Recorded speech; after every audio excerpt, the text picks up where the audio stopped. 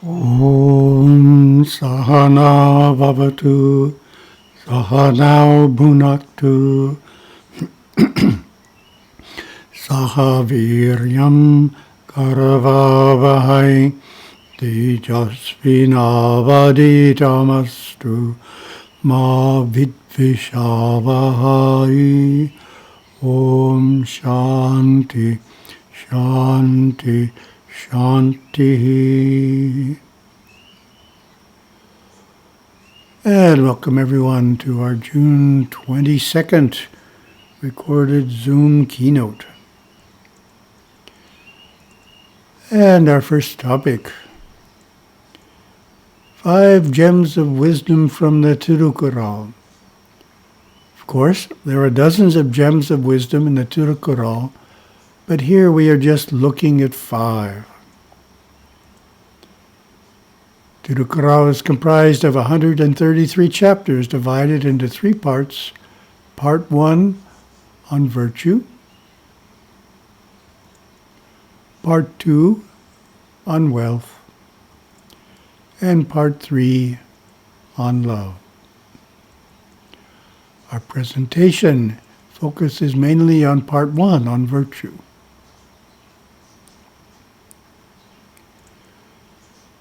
Let me begin with the first paragraph of Gurudeva's introduction to our English translation. Many years ago, when I was first in Sri Lanka, that was in 1949, I made a vow to bring together the best of the East and the best of the West. Living with a traditional Saivite family that informally adopted me in those early days, I was introduced to the Tirukkural. I found it to be one of the most important scriptures in all of Asia, so enchanting and so very practical. It contains wondrously no-nonsense insights on life, teaching us how to deal with the various feelings and circumstances that we encounter in our internal life and our interactions with others. In this sense, the Tirukkural is the most accessible and most relevant sacred text I know, applying to everyday matters and common concerns.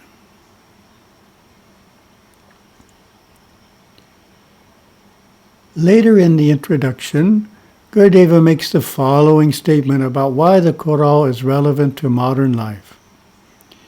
In fact, one of the striking revelations readers may have as they go through this text is how little has changed in 2 millennia. People basically have the same worries, face the same fears and personal challenges, struggle with the same weaknesses and foibles, cherish the same aspirations for goodness and nobility, and sadly, they have the same propensity for dishonesty and corruption. How much we are today like the people the Weaver writes about is a most stunning fact. Consequently, we may be startled at the aptness of this old Indian craftsman's words, for they apply fully to us today as mankind enters the 3rd millennium since the work's creation. There is indeed not a single Kural that seems outmoded or irrelevant to our modern life. That in itself is an amazing fact. As probably all of you know, the Kural's 1,330 verses were written by the Tamil sage Tiruvalluvar some 2,200 years ago. Tiruvalluvar's profession was that of a weaver. With that in mind, Gurudeva named our English translation Weaver's Wisdom, as Tirukkural is a difficult word for non-Tamil speakers to remember and relate to.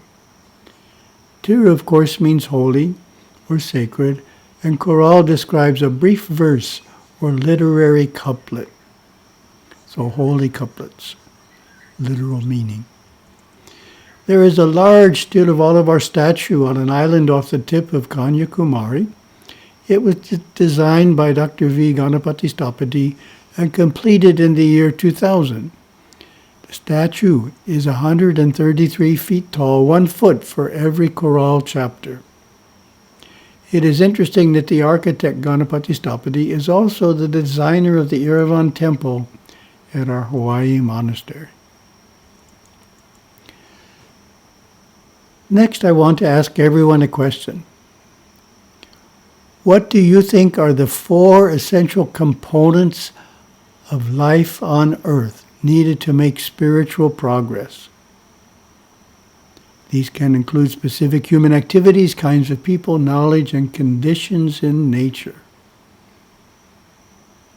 4 essential components of life on earth needed to make spiritual progress.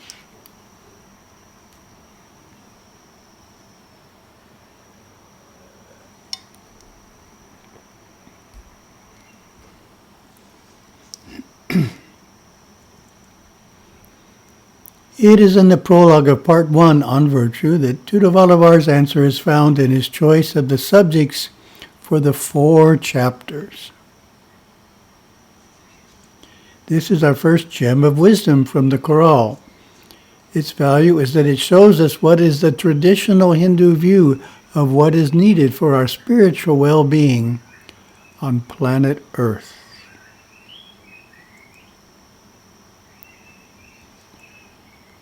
Gurudeva makes an insightful commentary on the unique role of these chapters in the prologue. It is in these first 4 chapters that the weaver, referring to Tiruvalavar, creates the warp, the strong taut strands that stretch from one end of the loom to the other. As in the Vedas, the priest mantras are described as the warp connecting the world with the heavenly Shivaloka, and each strand's color indicating a pattern of excellence yet to come. So there's a little graphic which shows what the warp is. Warp is going up to the top. Chapter 5 begins the threads that crisscross the warp to form the weft. These are the rich-colored threads of virtue and wealth that the weaver uses to create the tapestry of life. So they go across.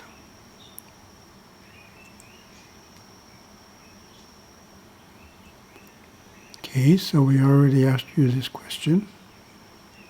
I have it here twice.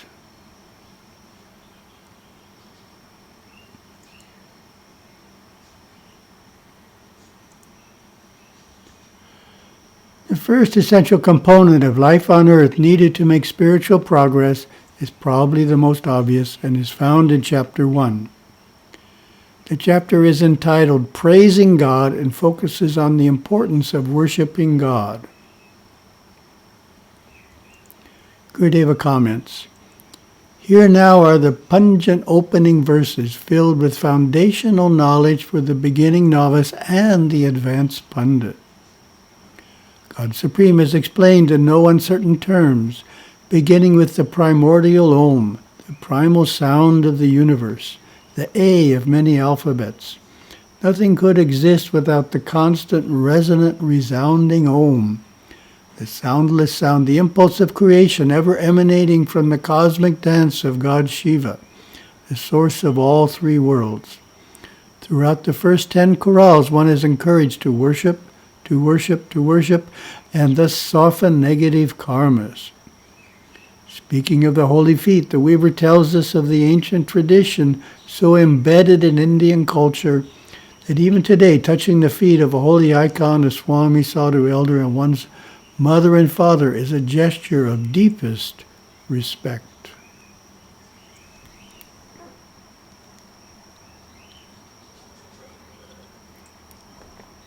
Okay, what do you think's next after God?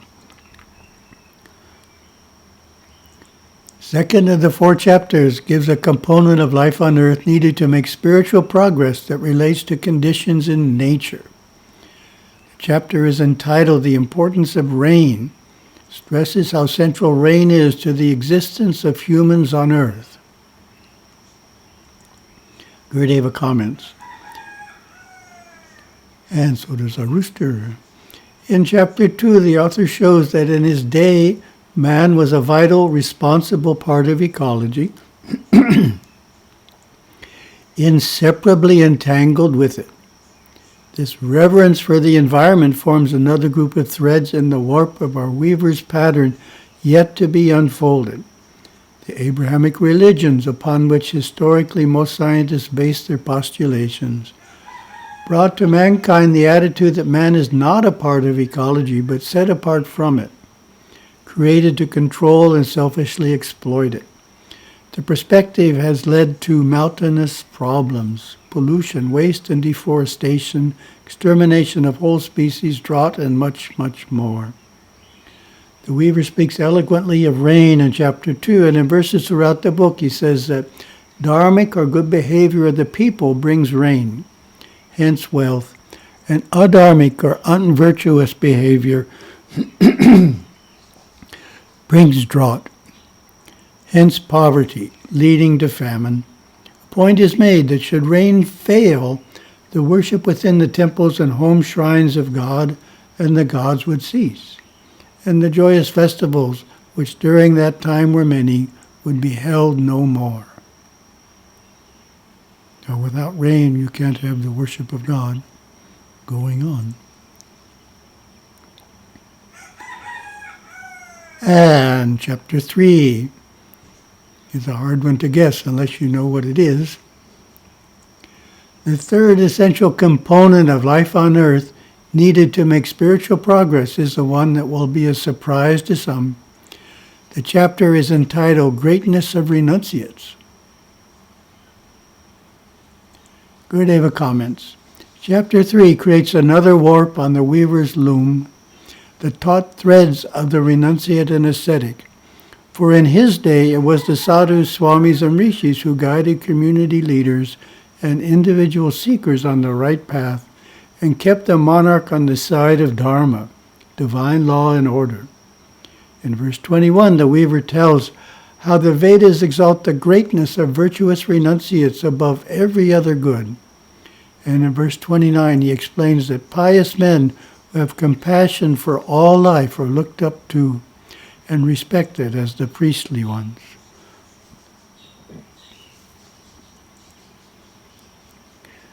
Sannyasins in Tiruvallabhar's time were certainly held in high regard.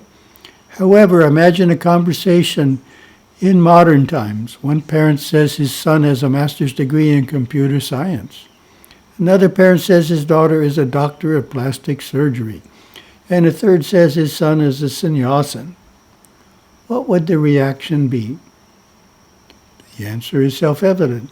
Today we have an abundance of Hindu doctors and engineers and a shortage of sannyasins because the importance of sannyasins to Hinduism is not widely understood. They are the natural ministers of Hinduism, and Hinduism is definitely in need of more ministers to spread knowledge. Fourth essential component of life on earth needed to make spiritual progress is again obvious and is found in chapter 4. The chapter is entitled Asserting Virtue's Power. Stresses the importance of living a life that is pious, meaning one that follows virtue and fulfills duty. Gurudeva comments, Chapter 4, Asserting Virtue's Power, defines the fourth set of strands in the pale-colored, many-threaded warp on the weaver's word loom. This completes the four-part set of lengthwise strands and forms the base of the cloth, the white threads of Shivanus, the transcendent blues of rain or akasha, the saffron yellow threads of sacrifice and renunciation, and the violet rays of virtue. They are the four kinds of grace we must have in life: God, rain, holy ones, and virtue.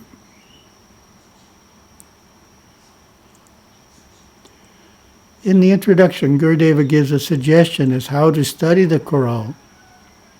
As you go through the verses in this holy book, take in the essence of what is being said. Try to refrain from analyzing each word or phrase. Endeavor to catch the spirit of a land, a government, a religion, a people free from toil, free from conflict, and free to express themselves to thrive and grow. Thousands upon thousands I have approached these verses as a friendly guide to life's challenges in the following way. So this is a very practical suggestion on how to use the book. While holding the book between both hands, keeping an open mind, think Om, Om, Om, and on the third recitation of Om, open the book at random. The first verse your eyes fall upon becomes your meditation and insight for the day. Answering the questions weighing upon your mind, this is done for 365 days for several years. The essence of this amazing seer's wise observation becomes embedded deep in the subconscious, thus becoming an intrinsic part of your life. Next, let's take an in-depth look at some of the verses in Chapter 1, Praising God, to grasp the fullness of what Tirukural is saying about the worship of God. Choral 2 reads, "What has learning profited a man if it has not led him to worship the good feet of him who is pure knowledge itself?" Learning is an activity, the importance of which is stressed in many chapters of the Choral. Here the poet chose to make the point that when education is completely secular, it has no value. Education is only worthwhile when it includes a religious education that stresses that life needs to center around the worship of God. Our modern secular system of education has a problematic byproduct of graduating students who, because of their training in science, are skeptical of religion and therefore lack humility and devotion.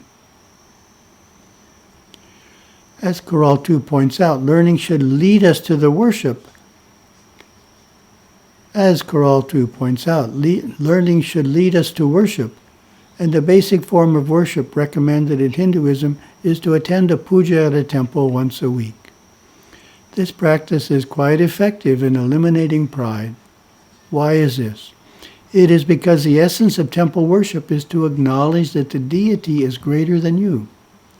Furthermore, the deity has qualities that you want to acquire, such as knowledge, peace, and bliss.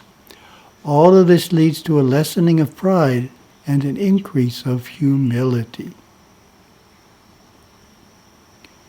Choral 7. They alone dispel the mind's distress who take refuge at the feet of the incomparable One. With the fast-paced, stressful life of our modern world, mental distress is something that many individuals experience on a regular basis. Tirukural says there is only one solution: to take refuge at God's feet. Again, the easiest way to do this is to worship at the temple.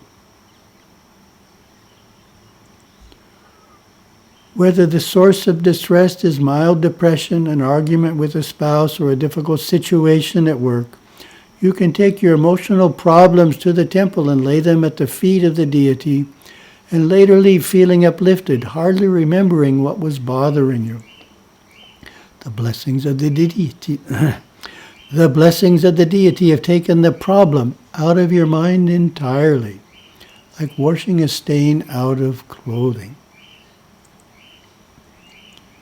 We will skip chapters 2 and 3 on rain and renunciates, as their verses are self-explanatory, and move on to some verses in chapter 4, which, as we know, is entitled Asserting Virtue's Power. Choral 32. There is nothing more rewarding than virtue, nor anything more ruinous than its neglect.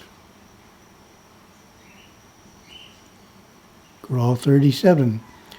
It is utterly superfluous to inquire about virtue's benefits, so evident in the difference between the palanquin's rider and bearer.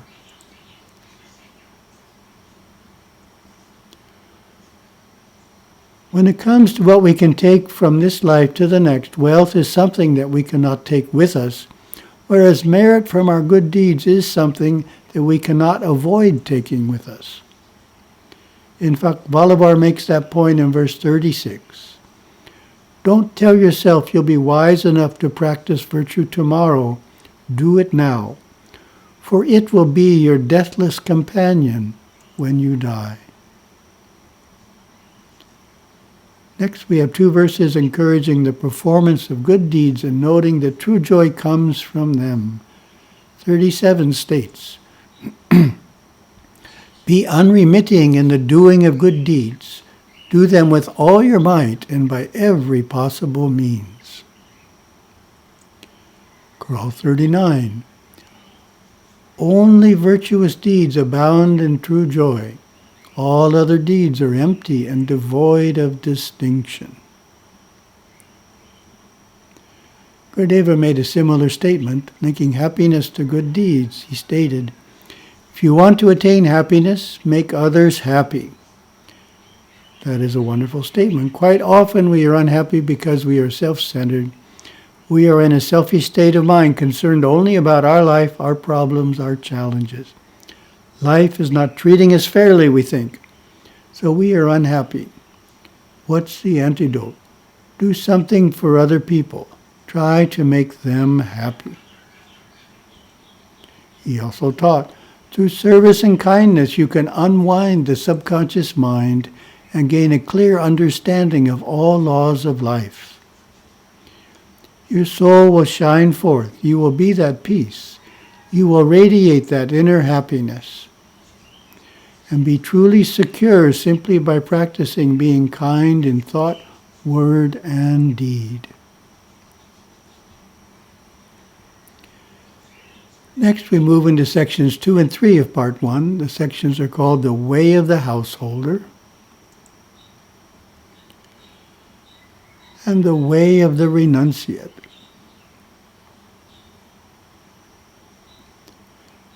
The fact that there are 2 approaches to Dharma, that there are 2 paths, is not that well understood in modern Hinduism. These 2 sections of the Tirukural help clarify the difference by what chapters are placed in each section. Chapters in the householder section describe the basic duties and behaviors expected in family life. Some of the chapters in the renunciate section also apply to householders who are putting extra time in their sadhana.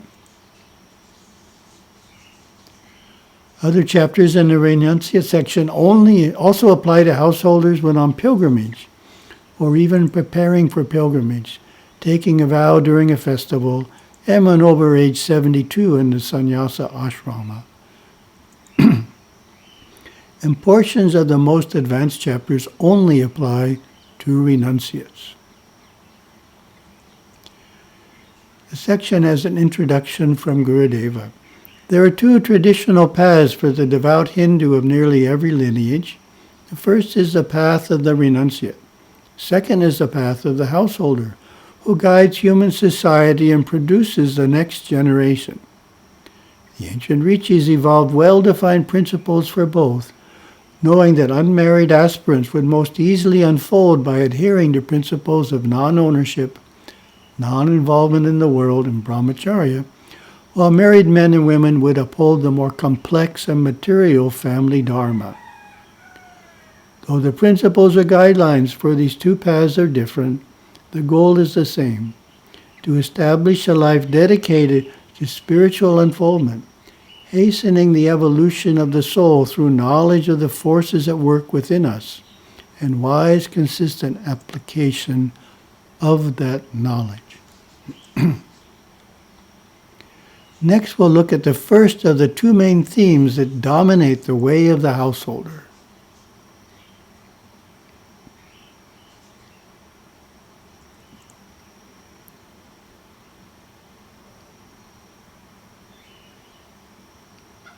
First of these themes from the way of the householder is our second gem of wisdom from the Choral. What do you think it is?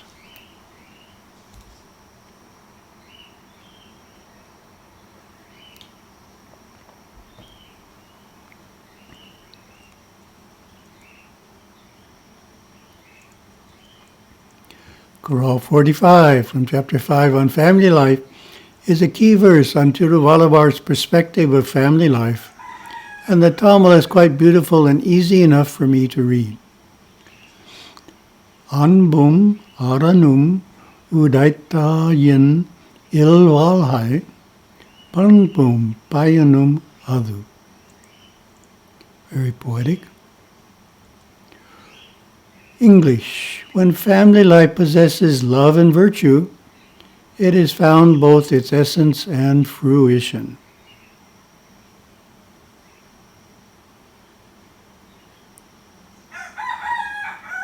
As would be expected, Tiruvallabhar next describes the wife in chapter 6, entitled The Good Wife.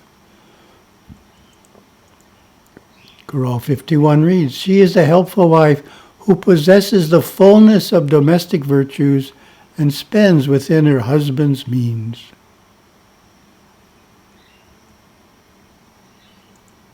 Tirukkural 52. Family life, however full, remains empty if the wife lacks the lofty culture of the home. From chapter 7, entitled The Blessing of Children, we have 2 verses. 65. The touch of one's children is a delight to the body, and listening to them chatter is a joy to the ear.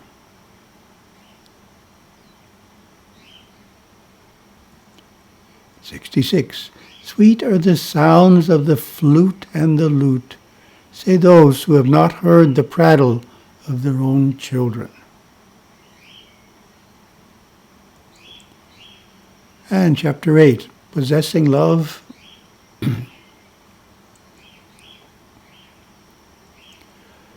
Choral 73. They say it is to know union with love that the soul takes union with the body. 74.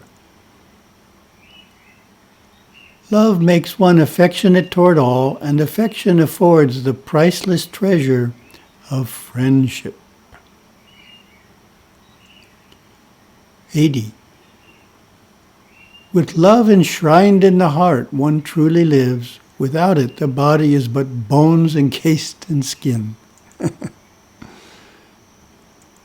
Clearly, in these 3 chapters, Tiruvallabhar is giving great emphasis to the importance of love in family life. He portrays parents that take great delight in their children and shower them with love.